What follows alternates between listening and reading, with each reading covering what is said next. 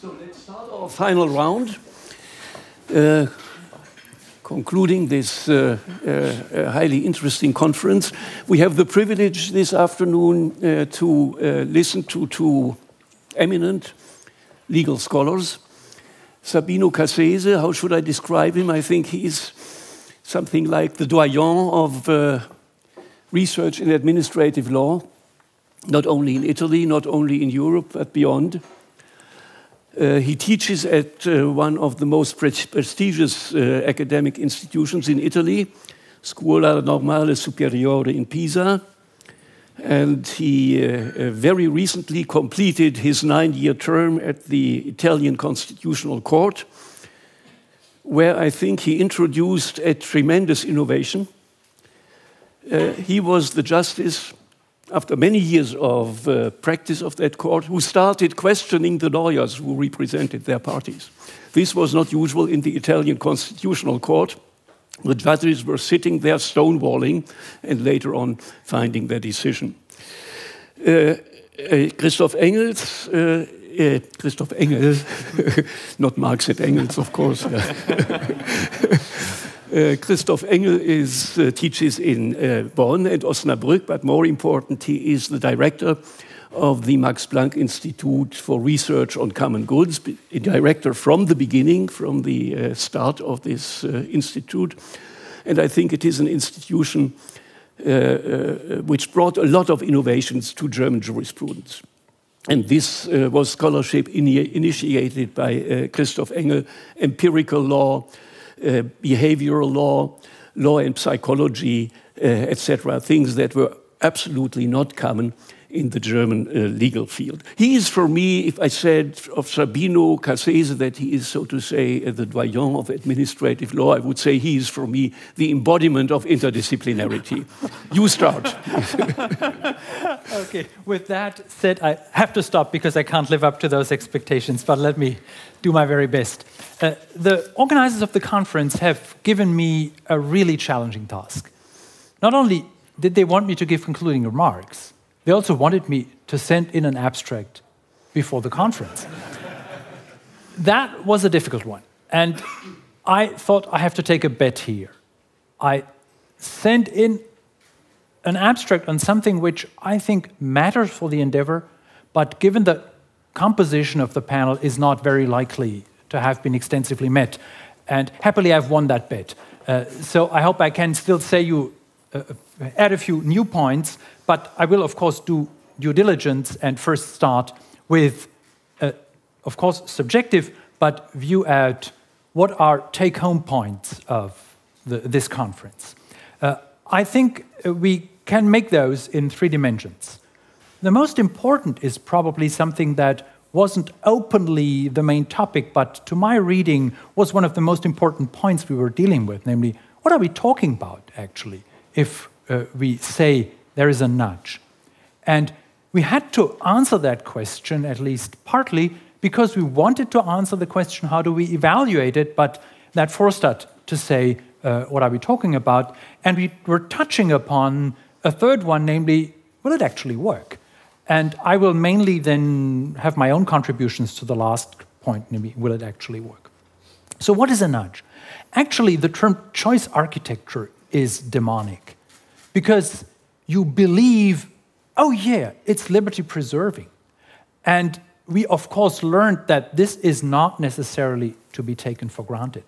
A second point we were figuring out over discussion is, do we think something is a nudge because somebody intends to nudge somebody into some direction, as opposed to something is a nudge because it has a nudging effect?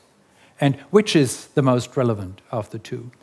We distance ourselves from the rational choice / law and economics approach in that we were understanding more implicitly than explicitly a nudge to be something that's not just the same as a change in the opportunity structure and maybe goes beyond. We had the other demonic word here, which was smart, and I would translate smart into regulation that is even more effective than classic intervention. And that brings me to the last dimension of taxonomy, if you wish, namely, what do we mean if we say manipulative? Is it that we think the addressee doesn't fully notice the intention to get him or her into some direction, or is it, even if I notice it, it's hard for me to counteract it? On the normative dimension, we discussed, I think, a bit more than necessary on the question whether the end is a problem. And I think we could have said more on the question whether the means is a problem. But let's first talk about the end being a problem. Of course, that's paternalism. We talked about that extensively. And a question that might have gotten even more airtime than it actually got is, what's the link between education and paternalism? Is that a related concept? Probably not the same. What about paternalism if it's resting on democratic choice? Is that enough? Or is there still a limit even if the legislator wants it? We had extensively discussed in the last panel about externalities, so I go over that because everything I wanted to say has been said. And we heard about the idea that the counter-nudge is what it is really about, in that some private actor nudges you and the government considers whether there is some counteraction to be taken. Could the means be the problem? We started discussing that more in doctrinal terms, and implicitly, when Gertrude Löwe-Wolf told us, yeah, it's an intervention, then this implicitly said the means is a normative problem, because otherwise we wouldn't start considering it. And this is where I think we could have said even more about something like autonomy cost, or we talked about it under the perspective of dignity. Third question, where we touched upon, but I think we really haven't been saying all too much, that is the question, will it actually work? Let me just quickly list a few points when it popped up. So will it work or do something we didn't think it would be doing? Olive oil versus butter was one of the things. Benedikt Hermann asked, and are the effects sustainable, or do we have unintended side effects? Uwe Volkmann said, and could transparency possibly be counterproductive? So on those occasions, we looked a little bit into the technology of nudging, if you wish. Quoting Oren Bar-Gil, we wondered to which degree, in his case, disclosure, or nudging more broadly speaking, is actually a science. And the person who, to my reading, went most intensely into that direction was Christine Erta, by telling us that her authority even generates the evidence before it becomes active. So let me go along that line a little bit with my own contribution, and let's bring to your attention a challenge we think we haven't been thinking about at all, but I think it should be on our screen. Namely, that we know so little about the actual effects. And in 3 dimensions, we don't know as much as we ideally would want to know. First, we don't really know what we are talking about. So the conceptual underpinning of the behavioral effects is far from clear. And then the effect per se is always, for methodological reasons, discussed in isolation. But out there in the world, they are never isolated. So you have one effect in a context and the same effect in another context, and they are not the same. So these context effects are relevant. And last but really not least, individuals are, in behavioral terms, almost in no dimension the same. So we have to face situation effects and personality effects. Oops, that was one too fast. So on conceptual uncertainty, but let me, for the sake of time, directly go to a little bit of introduction to that point. Another point I'd like to implicitly make, but I can also give it away explicitly, is I think we could have been a bit more data-driven. So implicitly, of course, data was present, but I think it would have been better we had seen the data and could engage with the data and see what we think follows from it in normative terms. And in that spirit, let me go to a little bit of data. The question I want to address is a motivational one, namely selfishness. In the economic textbook, the assumption is everybody is plain selfish and only reacts to monetary incentives. This is wrong. Of course, assumptions can't be wrong, but let's say if you take the assumption at face value, it it's not supported by the data. So apparently, on average, the population is not plain selfish in this narrow sense. But what can we make out of it? In a way, it's good news for regulation because there seems to be a resource, which is individual willingness not to be selfish, on which we can capitalize. But how much can we trust this resource? So this is, in a way, the point I want to address in the next minutes. So what do I use as data? Data from a very simple game, the dictator game. You have one active, one passive player. The active player gets some money from the experimenter, and the question is, does he want to keep it, or does he want to give away anything between everything and nothing? And I have done a meta-study on those games, and overall, the whole amount of data, we can say that on average, participants give 28.35%. Is that much? Is that a little? Does it say people are selfish or not? I'll leave that to you. But at any rate, it's far away from zero to say that the idea everybody was plain selfish is wrong. But why is that so? And here things become quite complicated. The most simple idea would be they're altruistic. So their utility, UI, is from two terms, PI, that's my own payoff, and qualified by some measure alpha, the payoff of somebody else. That would be great news for the regulator because he would just have a resource on which to capitalize. But it's very unlikely to be true. So the next one is already more plausible. That would be inequity aversion. I get some disutility from having more than the other. That at least is irrespective of the other's motives. I only look at payoffs. Something that's even more likely is guilt aversion. I feel guilty if my action, AI, falls short of some norm, AI tilde. And then this norm and where it comes from is critical. So why does it matter? As I said, if it's all about altruism, then it's an unconditional resource we can capitalize on. If it is about inequity aversion, we must make sure that the perceived equity balance is fine. So we already have a policy question here. If it's guilt aversion, the next Russian doll is out, namely, where does the norm come from? Is it open to legislative shaping?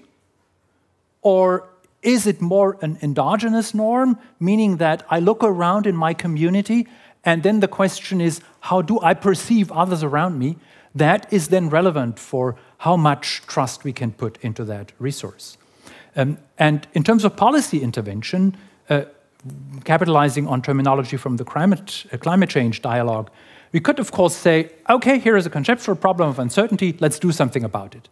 So that will be a mitigation approach. And then, good news from me, more money from my institute. So we have to do more basic research. And with respect to this, maybe one could do that.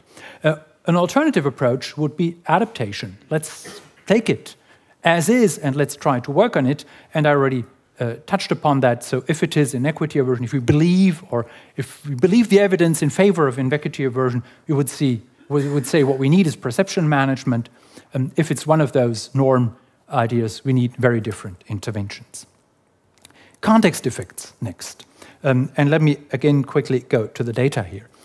So the same game as before, now I split the data up by the recipient being just an ordinary other participant in the lab, as opposed to the recipient being in some dimension deserving. The typical case is a charity.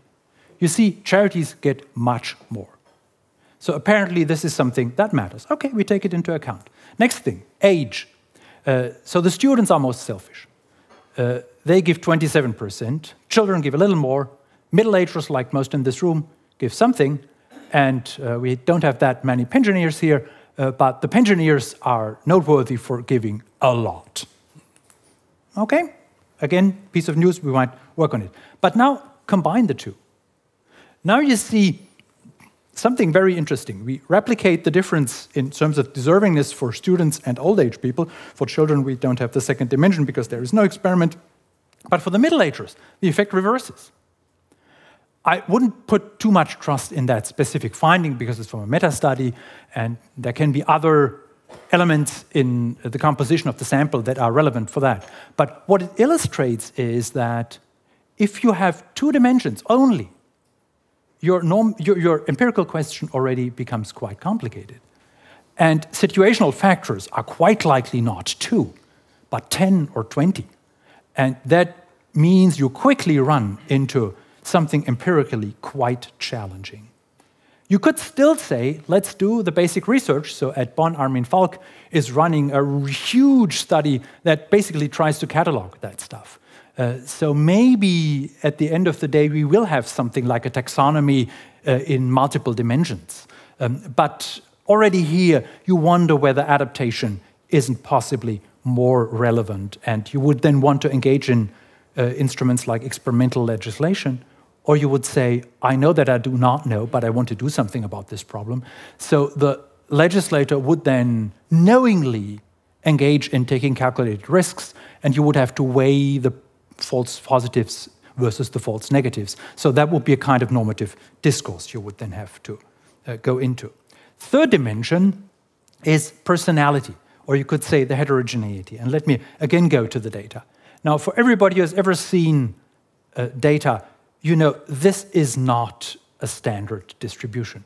It clearly is not uniform. It clearly is not normal. It's not just noise. You have discernible groups. And they're easy to see.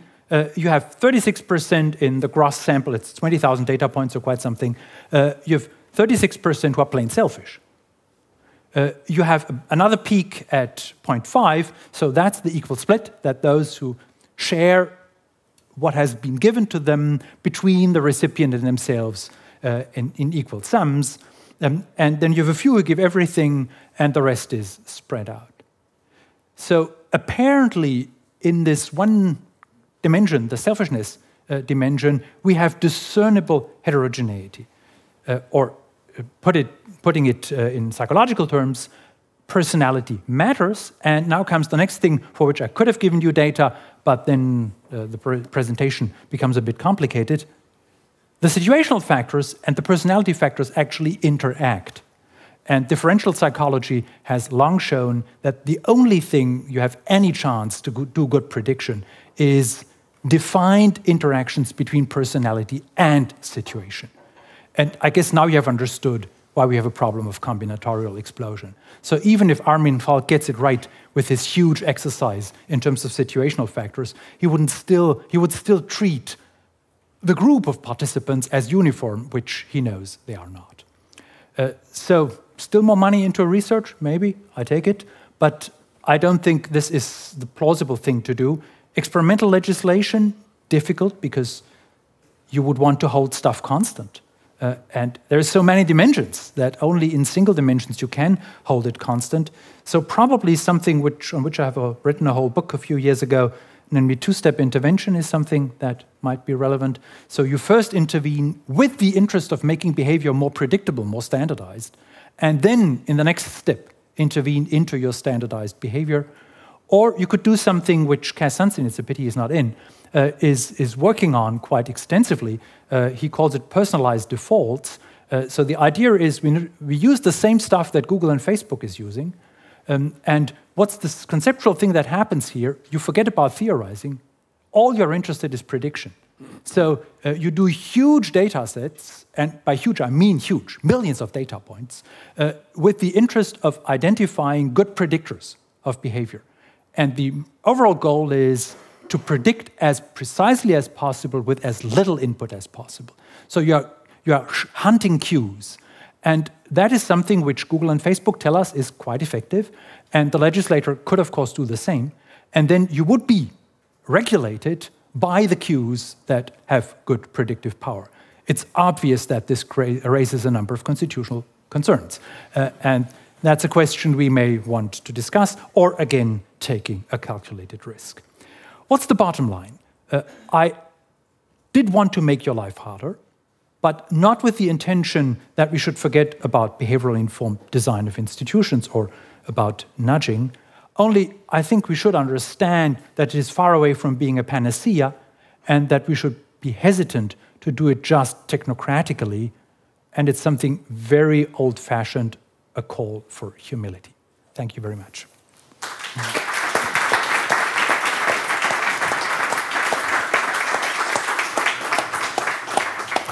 Thank you. And now your account. Yeah, maybe more light. My purpose is to list questions. You will see many overlapping questions, raise new answers, new questions and problems, and wrap up. And I will make 3 points. And the first point, I would like to frame the issue of nudging.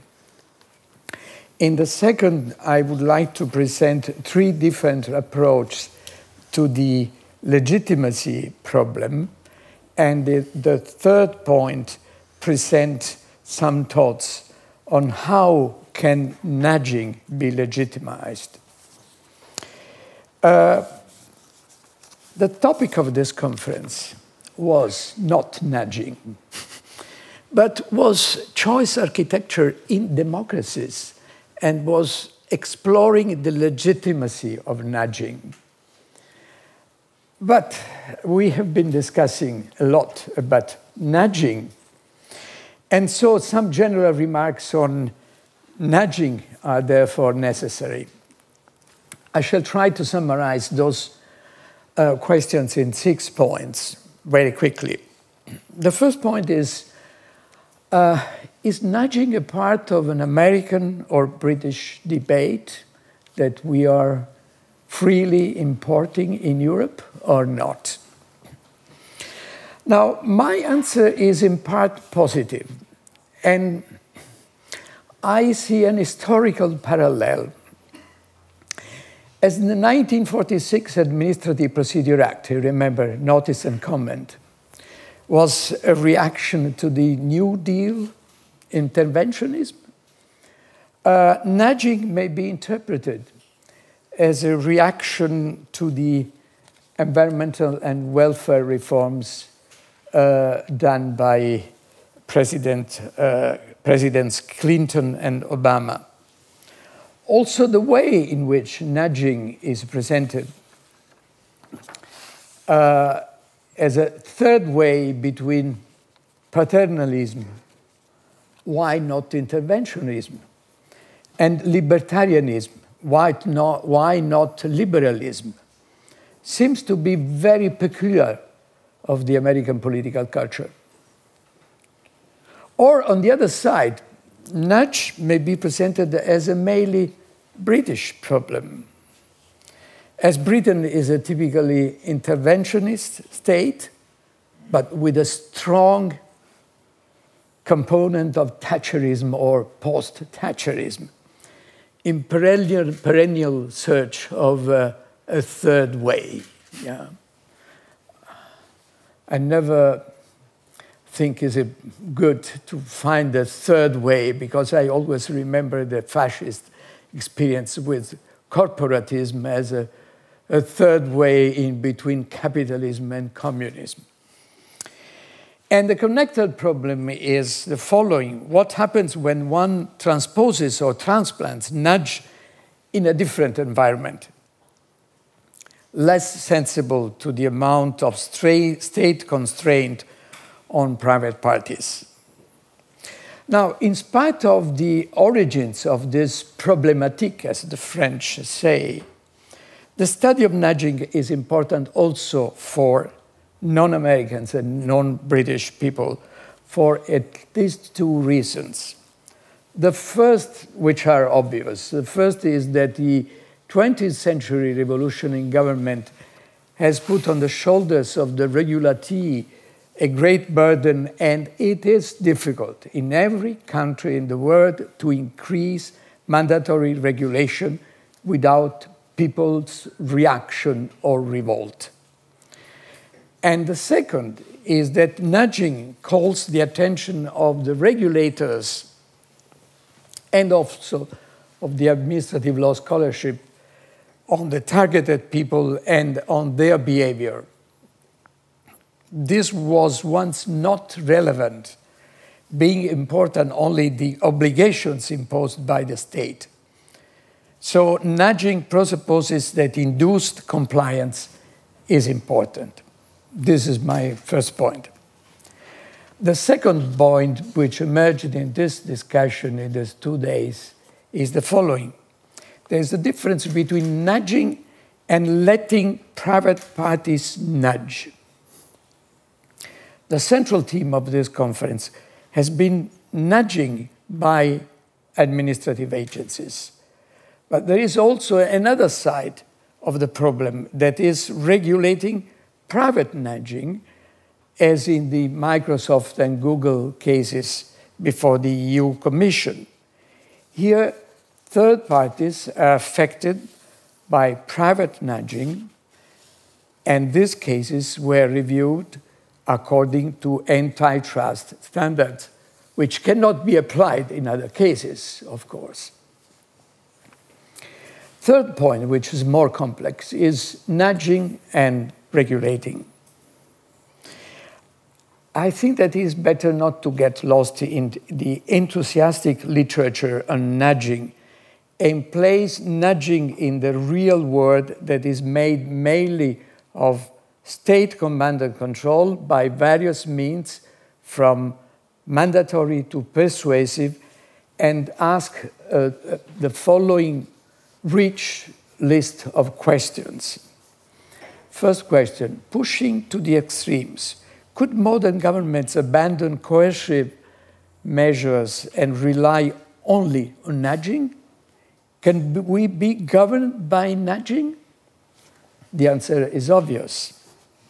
Second question, can nudging replace the traditional regulation as an alternative to it, or can it be complementary to traditional regulation? Third question, up to which point can nudging provide an alternative to the traditional expensive and coercive government instruments? If nudging is difficult to implement, or if we do not know enough about its effectiveness in each field, would it not be better to replace it with more honest and direct instruments, command of control or incentives? If nudging can be complementary, can it be dominant approach or the default approach? How can one choose between mandatory regulation and nudging? Should we consider the alternative only when nudge does not deprive third parties of protection?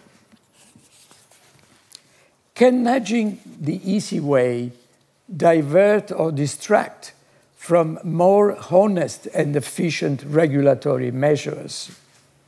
How far can we go with nudging? Is this a miraculous instrument? Or, on the contrary, expectations are too high? What nudge counts for in the overall regulatory context? Putting nudge in the context of government regulation of society and the economy, will nudge amount to more than 0.1% of the entire picture? Can nudge be considered as a general regulatory instrument, or is it area sensitive or context sensitive? For example, nudge works better in the environmental sector, but less in other areas, or is more effective in Anglo-Saxon countries than in non-Anglo-Saxon countries.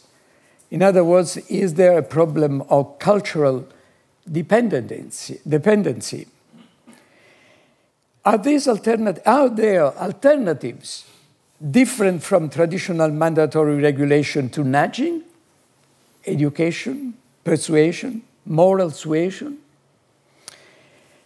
My simple answer is that nudging works only as part of a complex package of regulatory and fiscal measures. And therefore, there is a new question: what are the implications of nudging for traditional state regulation? A fourth set of problems is In whose interest? What is the purpose of nudging?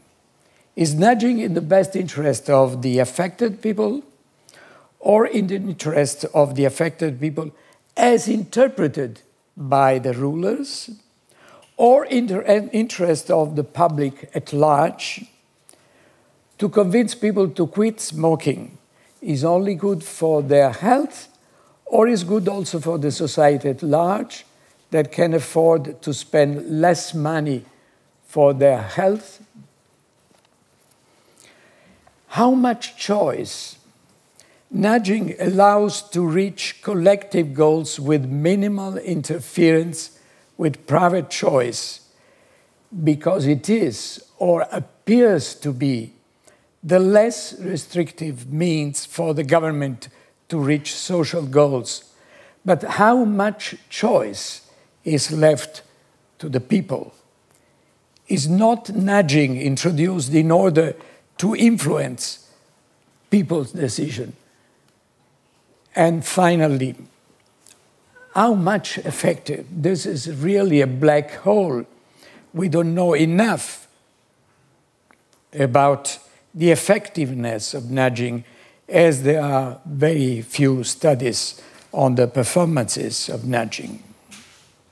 So I have concluded my first set of questions, and I move to the second, which is much easier.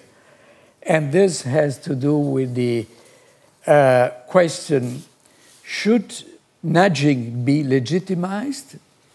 Now, I think that to this question there are three possible answers.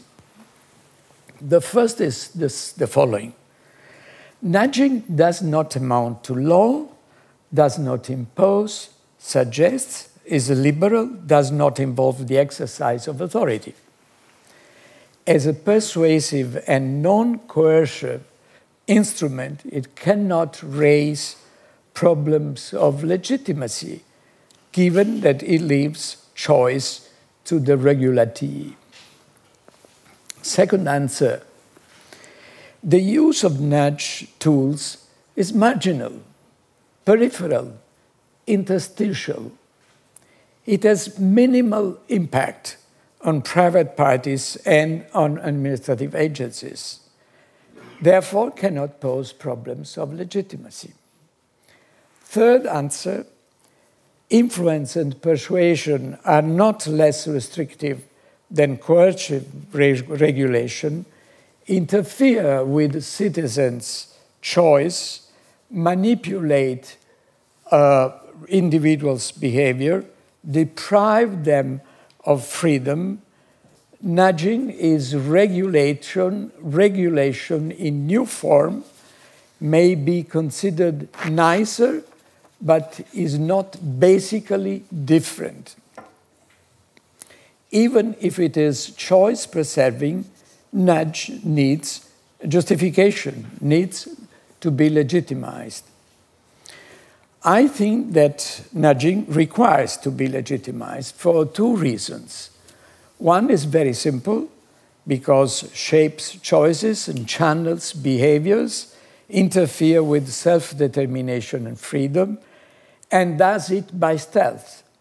Using a less restrictive instrument, the regulators nonetheless interfere with free choice. Secondly, the second reason why it is important to try to legitimize nudging is that nudging is based on and exploits bounded rationality and cognitive errors. But such imperfections are not equally shared by the regulatee. Industries and large associations are better equipped, have more resources to cope with nudging.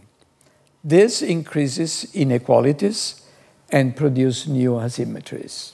And therefore, it is important to make nudging legitimate.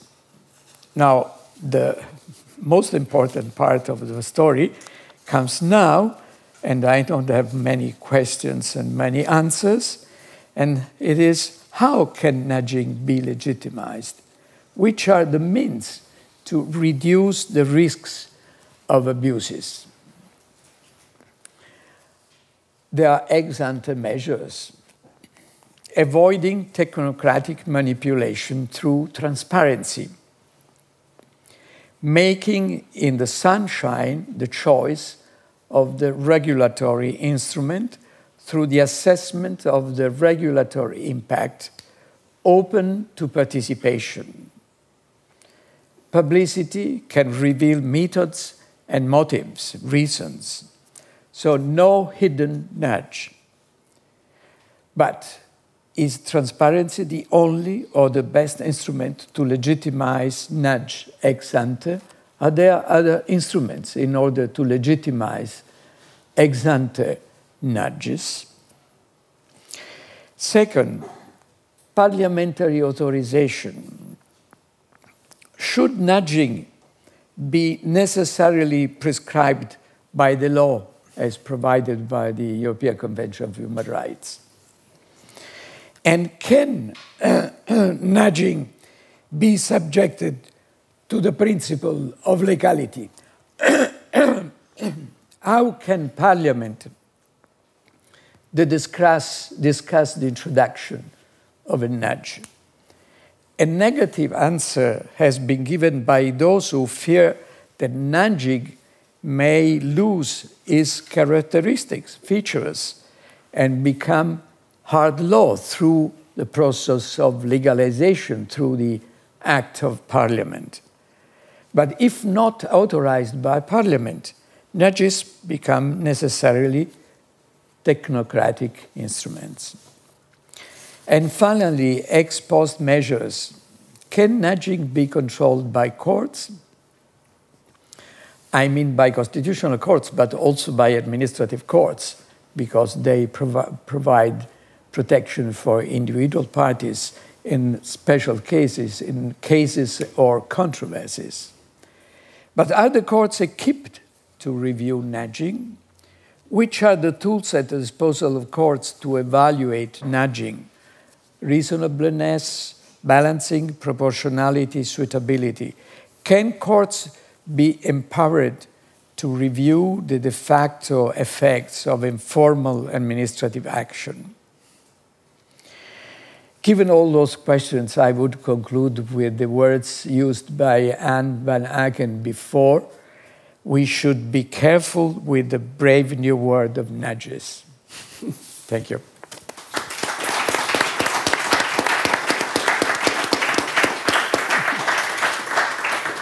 Thank you very much. Would you like to react immediately, or maybe just one, please, doctrinal point, because it came up in the morning, and it might be a good idea to make that to start a debate on that. The difference between standard traditional regulation and a nudge is that with traditional regulation, one thing is for sure: you forbid something or you change the incentives, and you do that clearly for everybody. With a nudge, you are sure that you will only reach some addressees. So we move from a world of deterministic into a world of probabilistic intervention. And I think this is something we want to reflect in our legalistic way of dealing about a potential intrusion, not a sure intrusion. From the point of the state? Yeah. Yeah, from the point of view, because the national government is not able to understand what is going to happen. Mm-hmm. Yeah? Mm-hmm. Yeah. Okay, then I invite remarks, questions from the audience, please. Just a retort maybe to that. Is that really true? Because if we think about sort of standard regulation, prohibition, or incentives, people react different to nudges because they're different people. People react different to incentives due to their utility function for money or whatever. And people react different to prohibition. So is that really a sort of shift, or is it not just the same thing, just a different dimension? Question goes to you, I think. In a way, you are right. But with standard regulation, the claim of, say, the Constitutional Court looking into is this an interference with fundamental freedoms is straightforward. You will say there may be a few people who are able to counteract it quickly, but the ordinary addressee certainly can't. Whereas with the forms we have been discussing here, like framing, individuals react extremely differently to framing, so that if I wanted to defend the intervention in court, one plausible counter-argument would be, please first show me that it actually impinges on freedom. Whereas this is something that with traditional intervention, you are not likely to face. Who else? If I may add, Sure. In the case of mandatory regulation, you are obliged to comply. If you don't comply, you are fined. And in many cases, the state can replace your non-compliance by directly acting as an actor and replacing your inaction. So in a way, you are sure that you reach your goal. About now.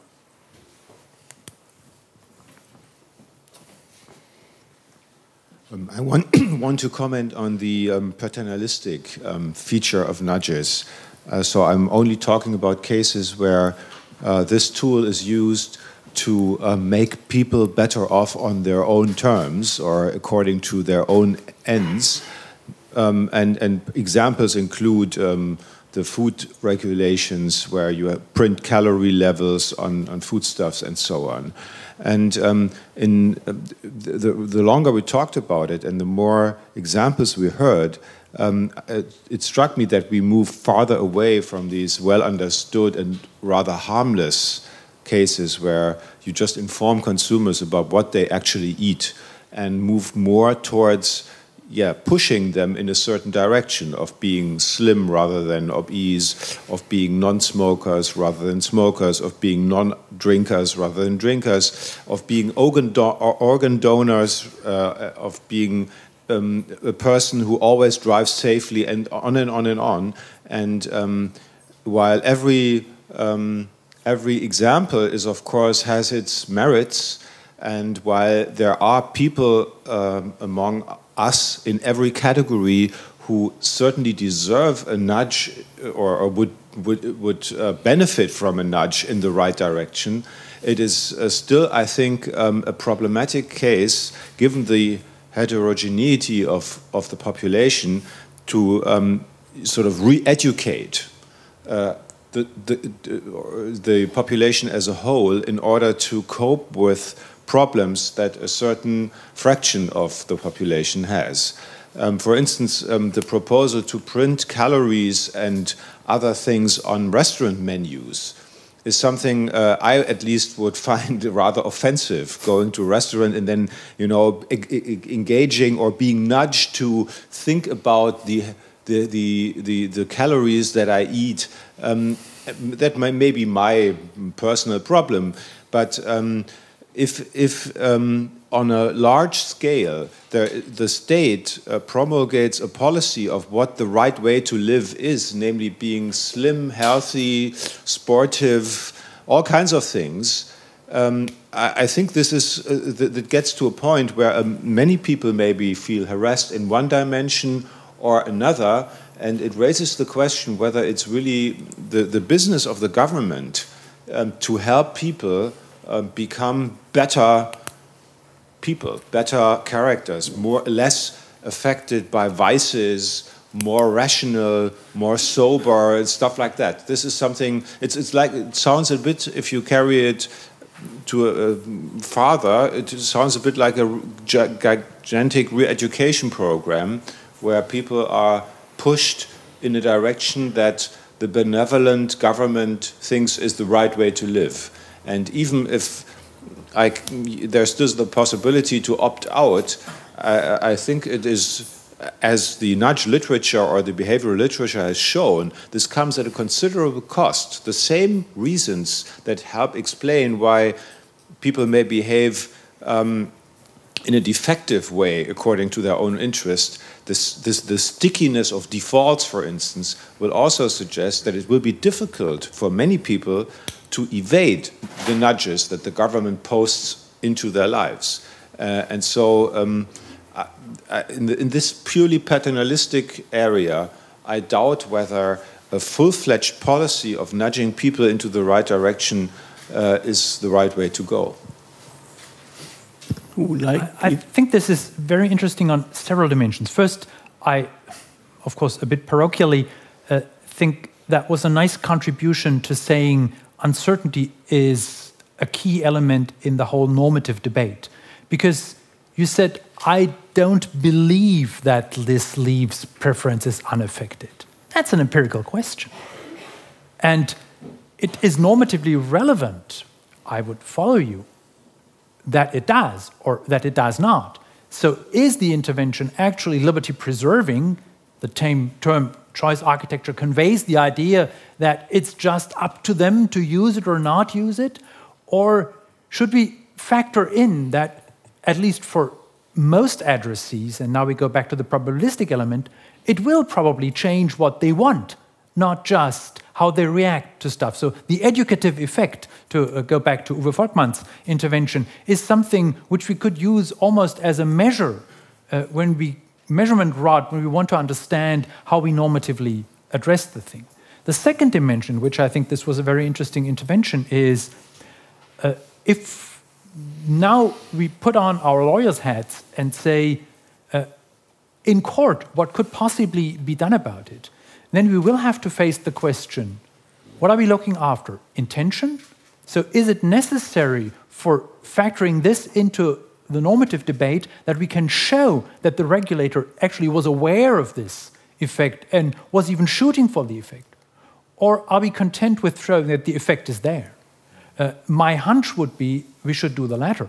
But if we do the latter, we of course open Pandora's box, because everybody who hates some form of intervention will be able to make a case that it has a preference-affecting effect, and in and of itself, that may not be enough to strike it down.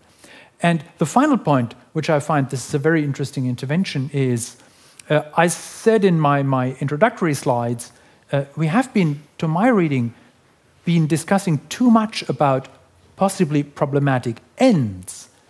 And we could have discussed much more about whether some means are per se problematic.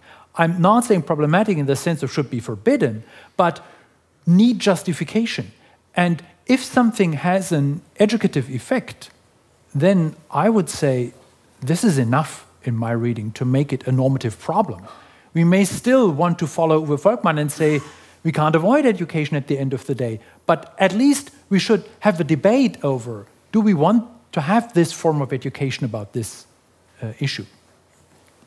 Can I answer with this another question? But don't you think that always in the law is implied an educative effect, and that we accept as everyday life? I mean, traffic lights, they educate us to behave in a certain way. So every command and control has an implied educational side. Why do you criticize nudge just because it has this educational side effect? Yeah, sure. Of course, this is a question. Two reasons. One is, I think not everybody needs education. For instance, it may be a good idea to nudge people into not drinking too much who are prone to drink a lot. But if I imagine I would buy a bottle of wine with some decomposed liver as with a picture of that, I would feel harassed, and I would believe that I don't need this kind of education because I'm not in danger of being an alcoholic, and I don't want to be confronted with an educational program that is not designed for me.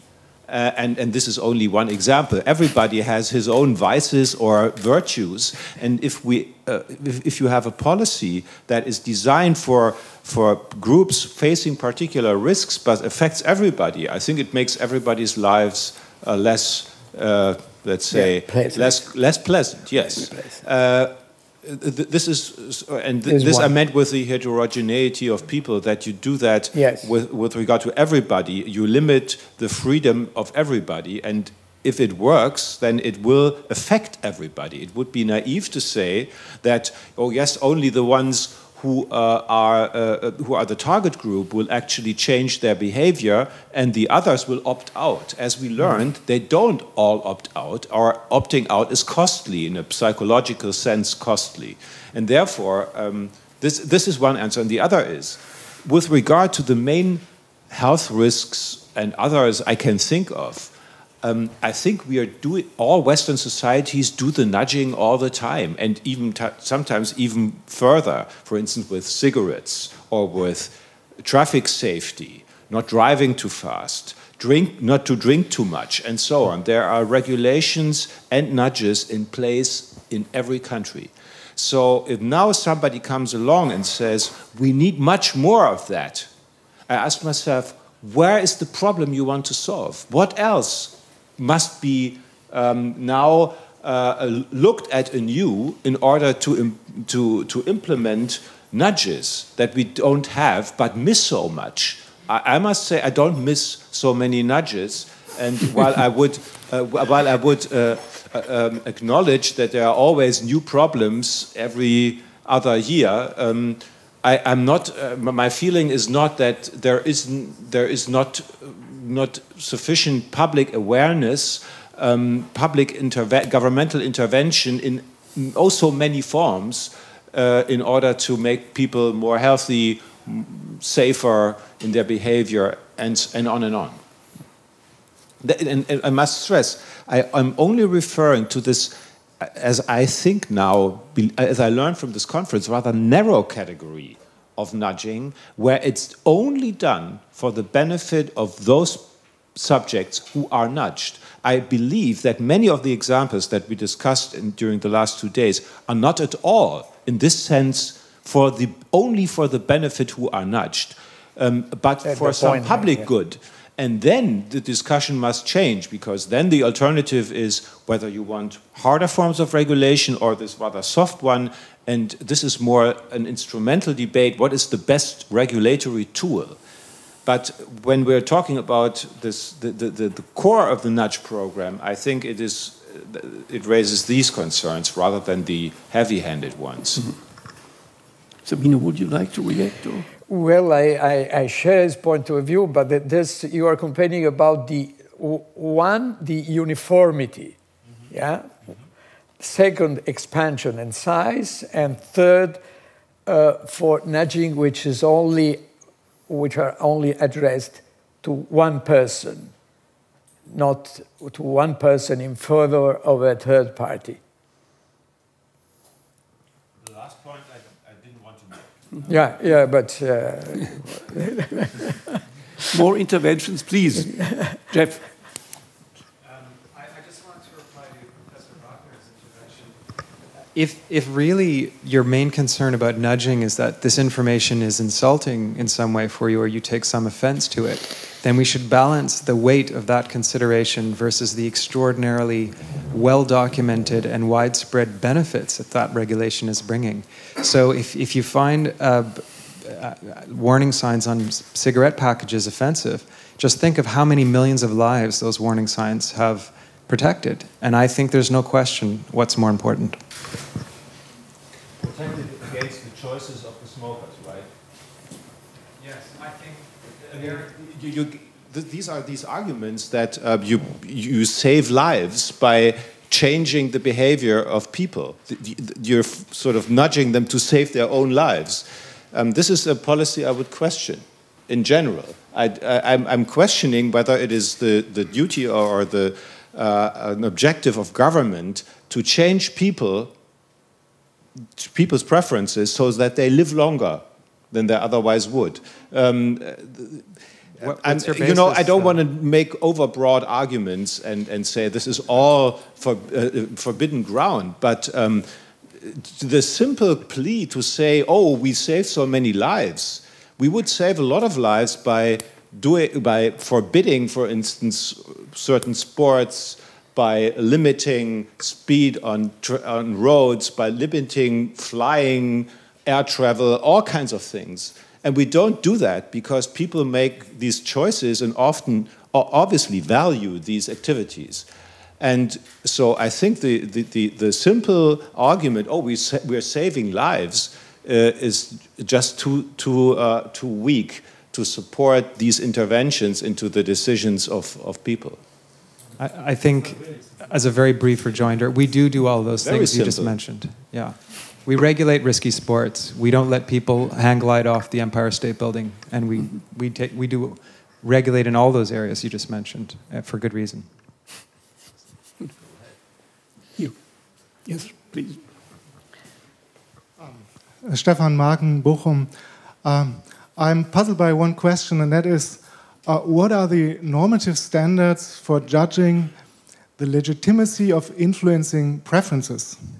So in Anne van Aken's presentation, she had a very strong view on this question, and for her it seems any change in preferences, any governmentally induced change in preferences is problematic per se. Not necessarily manipulative, but problematic. But on the other hand, it seems that influencing preferences is the standard case of an effective regulation, even with taxes or with mandates, because those usually only work because they're not enforced in most of the cases. So we assume that in some way the governmental regulation changes preferences in the sense, in the direction of compliance. And this, the first question is, what could be criteria to judge the legitimacy of preference change induced by government? And the second is a caveat. Maybe there's a bias, a judgmental bias in our discussion on those effects, because what's different between nudging and the standard case of regulation is that with nudging, the government has an explicit intention to change preferences, versus in the usual case, it's just a non-intended side effects. And there's huge literature in moral psychology telling us, well, non-intentional side effects we treat as in tendency morally irrelevant, whereas intended effects we treat as a case for moral responsibility. These are the standard trolley cases. So that's my question. Thank you. I find that an intriguing and a difficult question, but let's follow up on what you proposed. If government intervenes and says, from now on, it's criminalized if you smoke a cigarette, as opposed to what government currently does, could you say that in this criminalization, the intention to shape people's preferences is less present? I would say it's as present as in the current. So we are discussing about an intervention that, in terms of hard constraints, does nothing, compared with an intervention that combines a hard constraint in terms of a negative utility that is coming on you if you don't comply, with the same intention. And we usually haven't discussed criminal law in those terms. I'm not saying that this is correct. I just wanted to make sure that we understand what we are talking about. Actually, we had a little bit touched upon the debate some 15, 20 years ago when there was an intense legal debate over governance by changing incentives. Because if you do just incentive changes, you could at least claim that you can be ignorant about preference changes because you don't care. All you care about is the change in action. And whether people also change their preference or not is none of your business. So you could say, in a way, the incentive regulation is the cleanest form of not doing it. But I can make the same exercise as a second ago with your example. If you have criminal law, isn't that an incentive change? Of course it is. So you could say that all forms of regulation inevitably impinge upon, and then we come to your deepest issue, namely, is intention worse than non-intended side effects? And here I made that point early on in our debates. I would say on political economy grounds I wouldn't do it. because this is an open invitation to regulators to write up stuff in a way that stands up before the Constitutional Court, and they just must be smart enough not to be found out. But they will, of course, want to shape preferences. So ultimately, I think what we have to think about is what does our Constitution say about educative exercises? And I guess this is from where we would have to build the rest. Well, suppose that in a country a law is enacted which, by nudging or by explicit incentives, pushes entrepreneurs, firms, to invest in one area of that government. And suppose that people are not happy with shaping their behaviors in this way. And suppose that they bring the case to the Constitutional Court. What would say the Constitutional Court? It is legitimate, provided that it is proportional, that it does not go beyond the purpose for which has been enacted this statute by the Parliament. So there are criteria to check the legitimacy of that measure, given as a measure, as an incentive, proper incentive, or as a hidden incentive in a nudge. I have 3 more names on my list. There's now a 4th one. I would like to close the list here unless there is a very urgent 5th question. Okay. And would it be all right with you if we take the 4 together? Yes. Okay. Then Chris McCradden, please. Is there. Thank you. Thank you. So it's I'm afraid, a continuation of the previous dialogue, and it relates to this preference-changing attempt by government. And it relates, I think, to one of the points that was being made this morning about anti-discrimination legislation, which I think is actually, of all of the examples, the one that comes closest to, for me, to raising this question centrally. The reason why it raises the question centrally is because there's a debate within anti-discrimination law and anti-discrimination policy as to what the aim is. Is it effectively to change behavior, or is it to change preferences?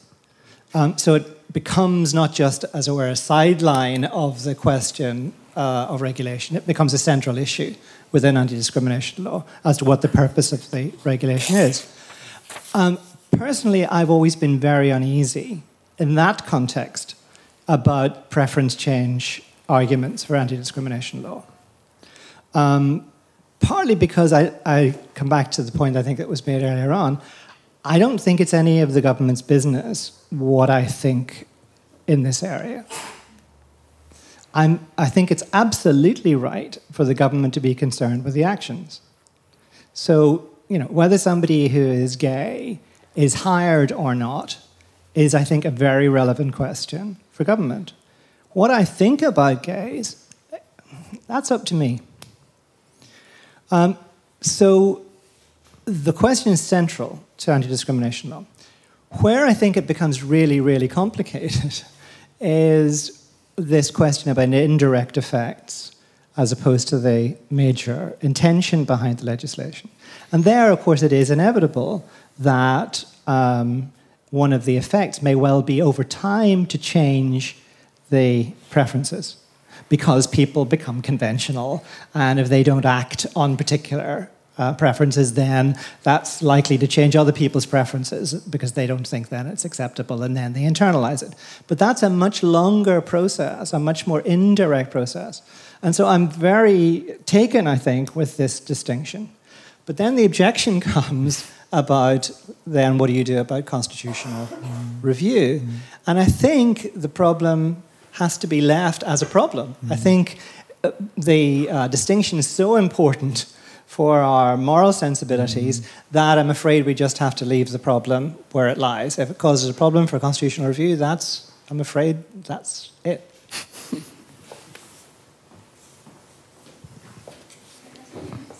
I have a question and not a comment disguised as a question, so that's good. I wasn't referring to your question, by the way. I was just sorry. I think I'm partly turning back a question that was asked to me, which is that there have been a lot of talk about the need for governments to be more transparent and to justify their decisions. At the same time, we know that that's a form of power, is to focus a narrative on certain type of evidence or disguise some certain type assumptions as truth. So my question to you is, if you were to change three things in the way the current issues are discussed, what would you change? Or whether that would mean that there should be more evidence? And don't take that, this is a nudge, this is just sort of to clarify the question. Kind of, so to provide more evidence, or maybe you would like to expose certain assumptions that actually should not be treated as assumptions about what is good and what should be promoted, or something like that.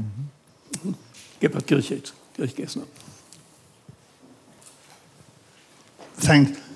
First, very short, I would also think we should be very careful, speaking of changing preferences. As economists, we are used to changing restrictions, and changing restrictions change behavior, and whether changing behavior has anything to do with changing a preference is very open.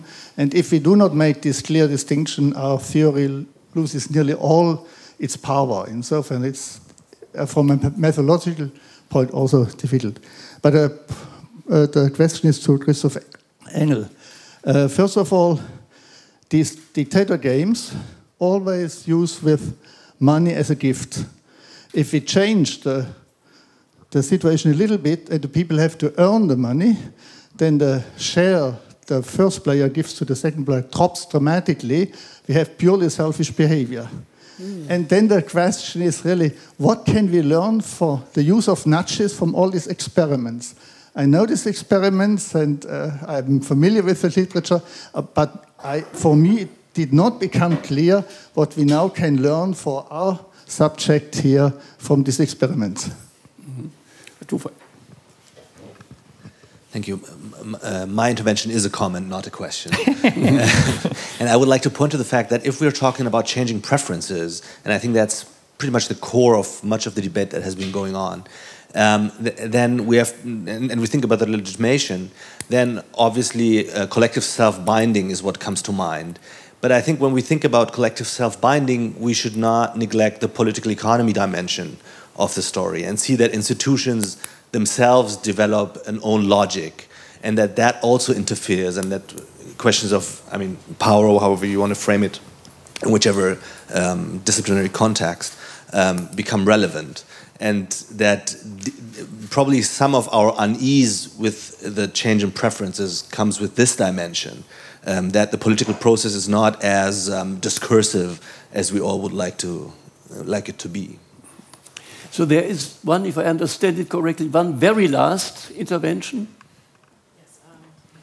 Yes, there is. Thank you very much. There's a very last intervention from the internet again, from Anne van Aken, which is not surprising given her frequency and following this live stream. And she says, let me clarify that I have a problem with intentional preference change of what people deem good for themselves. It's even more problematic, says Anne van Aken, if this preference change is manipulative or hidden. It's okay to shape preferences, e.g. concerning environment. And perhaps to conclude, Anne van Aken's comment, she says, again, she agrees with you, Professor Cassese, that each law is also expressive and is implicitly educative. Thank you very much. Okay. I'll try to piece things together, and the one thing that came up most was this idea of government intentionally or effectively doing something about preferences. And I think we have, myself clearly included, to plead guilty here, because the term preferences is very bad in this context. As Gebhard Kirchner rightly reminded us, it's a technical term, it's used by economists for good reason, because they want to explain changes in behavior by changes in the opportunity structure, and they must hold something constant. And that's what they do, by assuming that preference, assuming, not saying that it is so, that preferences are given. A term that might help us here would be on the one extreme, a very psychological concept, and probably if you want to understand effects, that's the road to go. That is to talk about attitudes. So attitudes are combinations between social construction and the assessment of what I construe, and that goes hand in hand. And we could see to which effect nudges change attitudes. So if it's effects-based, I think this is the most likely candidate. If what Christopher McCrudden was more interested in, if we are more interested in a normative debate about the criteria to say under which conditions we want or we want not government to intrude, then I wouldn't want to talk about preferences, but I really would want to talk about liberty. And we would need a clear definition of what we mean by autonomous choice as opposed to no longer autonomous choice in a dynamic dimension. Because this is what education is about. The individual at point 1 in time would have chosen differently from the same individual at point 2 in time, because in the mid-time there was this intervention by government that possibly changed how this individual sees things, to say it in non-technical terms. And we will want to understand under which conditions we find this is a liberty problem. So this is how I would try to go about it. Let me then not go in order, but first say something about Emmanuel Taufik's point, which I think would have been a wonderful agenda for a new conference, namely the political economy of nudging as compared to traditional regulation. So if I am a selfish regulator who wants to achieve something, under which conditions am I better off going for nudging as opposed to something else? Or how does it change the games I am playing with my electorate or with my veto point holders? So there's a whole apparatus that could be nicely applied to that issue, and I think it would be very fruitful doing that. And of course, it's almost surprising that it took so long to come up, the external validity challenge to experiments. Here my standard response, I think, is good for this context as well. Experiments are tools that are deliberately extremely artificial because they want to achieve one thing, that's identification. So we want to be sure about cause and effect. And we pay a big price. This big price is that we want to make a claim, in this case, about selfishness being a relevant factor in social interaction under conditions that are only analogous to what we really want to understand. And I, by now, have stopped talking about external validity. I mean, if my referees want me to do so, I'm happy to do so. But I think a much better way is to say, this is the identifying assumption that we are making. Namely, that by going to the lab and distilling what we claim is the essence of something, gives us interesting information about something out there in the world. And in the case of selfishness, I would be mildly optimistic that it's not all experimenter demand effects. Okay. Last word goes to you.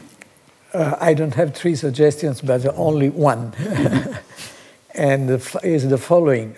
Transparency is not enough. Nudges requires much more, and this is participation in shaping nudges, making clear the purpose and discuss with the affected people. So the old traditional notice and comment, public inquiry, and enquête publique procedure is the only measure in order to keep nudging under control. Mm-hmm. Okay, I have the impression we could go on for another half day. And yes, we have even more. Even more for the next conference. This is not possible now, so let's thank our final speakers for their thought-provoking observations.